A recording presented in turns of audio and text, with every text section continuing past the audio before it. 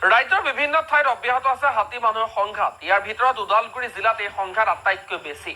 জিলাখনত পুনৰ হাতীৰ আক্ৰমণত প্ৰাণ গ'ল আন এজন লোকৰ। এই সন্দৰ্ভত এটা প্ৰতিবেদন আগবঢ়াই প্ৰাইম টাইমৰ পৰা মই সুমন্ত মাথপৰাই বিদায় লৈছো। ধন্যবাদ।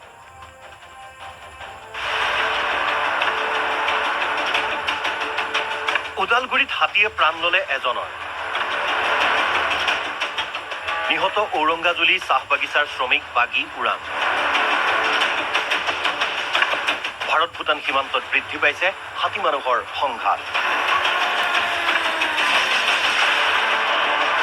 এয়া ঔৰংগাজুলি চাহ বাগিচা।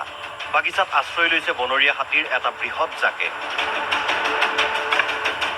বাগিচাত কাম কৰি লাইনত থকা ঘৰলৈ গৈ থকা অৱস্থাতেই শ্ৰমিক বাগী উৰাঙক আক্ৰমণ কৰে হাতীৰ জাকে।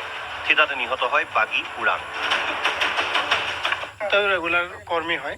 কামৰ সন্ধানত ঘৰৰ পৰা ওলাই বাগানৰ মাজেদি গৈ আছিলে। তো বাগানৰ মাজতে এজাক হাতীৰ লগত মুখামুখি হয় আৰু মুখামুখি হৈ হাতীজাকে তেখেতক আক্ৰমণ কৰি মৃত্যুমুখত পেলাই দিয়ে। দশক দশক ধৰি এই অঞ্চলটোত বনৰীয়া হাতীৰ উপদ্ৰৱ চলি আছে। হাতী মানুহৰ সংঘাতত কেতিয়াবা হাতীৰ মৃত্যু হৈছে, আন কেতিয়াবা মৃত্যু হৈছে মানুহৰ। কিন্তু এই সংঘাত নিৰ্মূল কৰাৰ বাবে চৰকাৰ বা বন বিভাগে লোৱা নাই কোনো ব্যৱস্থা। অভিযোগ স্থানীয় লোকৰ।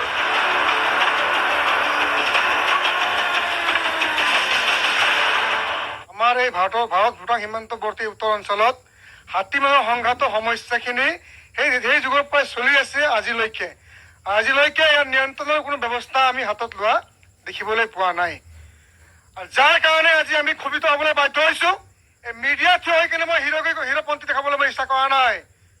মই আমাৰ ৰাজ্যৰ সমস্যাখিনি উদঙাবলৈহে আপোনালোকে ইলেক্ট্ৰনিক মিডিয়াৰ জৰিয়তে আজি মই চৰকাৰক ক'বলৈ মই বাধ্য হৈছো। আজি এই সমস্যাখিনি যদি চৰকাৰে যদি সমস্যা বুলি যদি ভাবিলে হয়, গুৰুত্বপূৰ্ণ যদি দৃষ্টি যদি আৰু পৰিলে হয় না, তেনেহ'লে আজি হাতী মানুহৰ সংঘাত নহ'লে হয়, হাতীৰ মৃত্যু নহ'লে হয়, আৰু মানুহৰ মৃত্যু নহ'লে হয়, ঘৰ দুৱাৰ নাভাঙিলে হয়, আৰু বন ধ্বংস নিলেও নচলিলে হয়, যদি চৰকাৰে যদি উচিত পদক্ষেপ ল'লে হয়।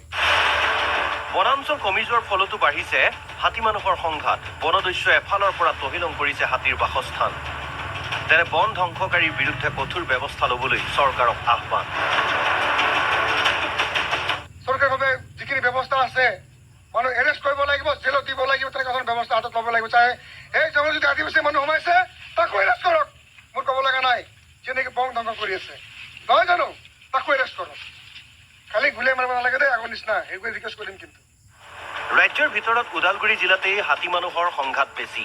বিগত 3 বছৰত জিলাখনত 50জনতকৈও বেছি লোকৰ মৃত্যু হৈছে হাতীৰ আক্ৰমণত।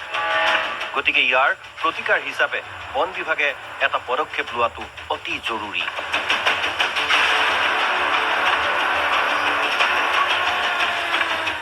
ওদালগুৰিৰ পৰা নিপু কাকতিৰ ৰিপৰ্ট, NB নিউজ।